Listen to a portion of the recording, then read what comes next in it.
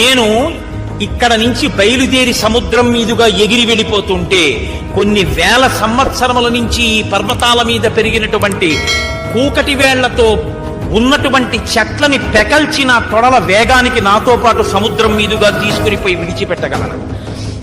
నాతో పాటు తీగలు, లతలు, పువ్వులు, చెట్లు ఎగిరి వచ్చేస్తాయి. ఏకకాలమునందు కొన్ని వేల మందిని మర్దించగలను. నేను అదృశ్యమై పైన ఆకాశంలో వెళ్ళిపోతుంటే కింద నిలబడి సమస్త ప్రాణులు నా యొక్క గమన శక్తిని చూడగలవు. నా గమన శక్తి అలా ఉంటుంది. ఇంతమంది చూస్తుండగా ఎగురుతాను. ఆకాశంలో మెరుపు వస్తే ఎలా ఉంటుందో ఆ మెరుపు తీగ కన్నా వేగంగా మబ్బుల్లోంచి ప్రయాణం చేస్తాను.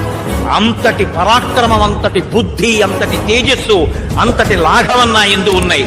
నేను వెళ్లి సీతమ్మ తల్లి దర్శనం తప్పకుండా చేస్తాను. చేసి మళ్ళీ 100 యోజనములు తిరిగొచ్చి మీ అందరికీ శుభవార్త చెప్తాను.